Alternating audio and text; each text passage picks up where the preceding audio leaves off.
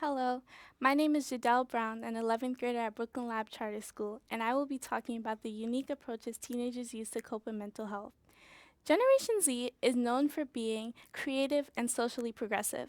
Generation Z is also known for doing really stupid things, like biting Tide Pods for fun, or coming up with weird phrases like, "It's okay, boomer," or "This is not it." But we are also outspoken, knowledgeable, and we know when to speak out for injustice. It is also well known that Gen Z has significantly higher rates of depression and mental illness. The music, art, and the dance on social media are effective ways teenagers use to cope with their mental health struggles. Now, when thinking about beauty, everyone has their own preferences and types of what they consider to be beautiful. But to what extent can we criticize others for not fitting those standards? Society today creates an illusion that sets standards on what a person should look like to be considered beautiful or how they should act, and certain expectations they should live up to, and the amount of education they need to make something of themselves. Adults also play a part in teenage mental health because a lot of parents stress teens out and often criticize them, whether they mean to or not. No matter how much of a strong facade we put on, teenagers are still kids and words still reach deep. My generation feels these pressures acutely, and they worsen or can even cause mental health problems in teens. Social pressure can impact how a person feels about themselves and can make them question their worth. Judgment can also lead to social anxiety, seeing as the fear of being stared at or being criticized can mess up someone's confidence and mindset.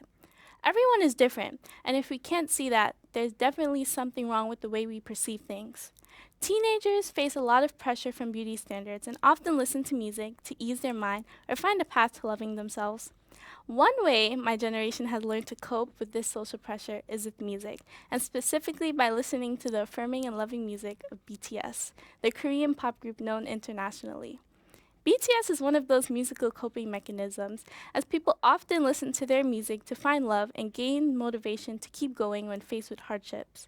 One of BTS albums, Love Yourself, Answer, talks a lot about accepting yourself and all your flaws and finding a way through that feeling of never-ending darkness. All of their albums send listeners a deeper message that normally focus on finding one's true self or facing their insecurities and anxieties head-on.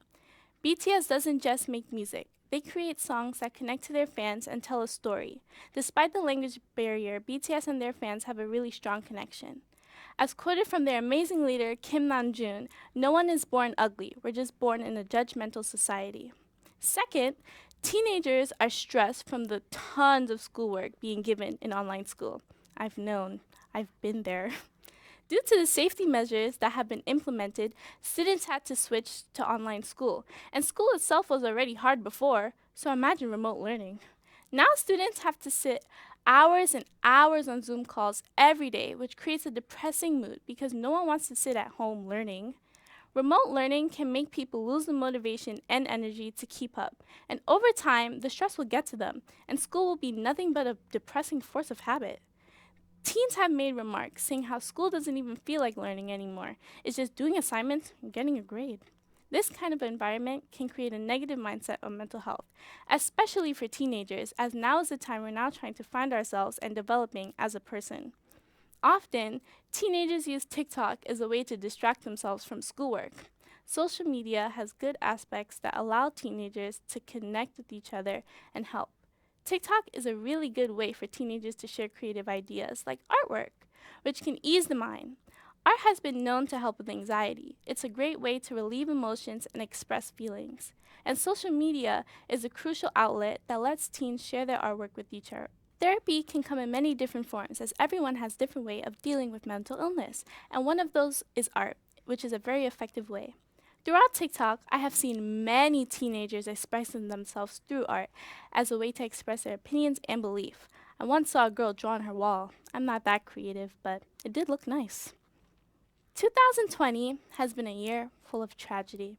COVID-19 being one of those major issues. When lockdown first started, many teens were excited to get away from school, myself included. But as time went on, it started to get really boring, and people started facing more struggles with anxiety and depression. As everyone was stuck home doing nothing half the time, it gave people more time to think about themselves, and sometimes those thoughts weren't always positive. Being locked inside caused a lot of stress and emotional exhaustion, which impacted mental health. In order to cope with these struggles, teenagers often use dance as a way to ease anxiety and improve their mood.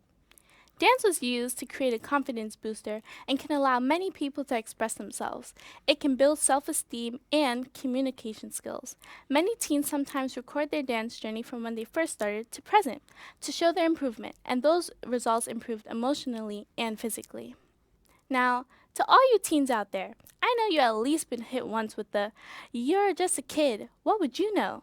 But when it's time to take care of a sibling or do a heavy task, that's when parents start saying, "You're not a baby anymore, act your age. It's time to grow up." Talk about contradictions. They only want us to act our age when it's in their best interest. But as soon as we voice our beliefs and goes against them, that's when they tell us to know our place as children, and we're not grown enough to understand the world yet.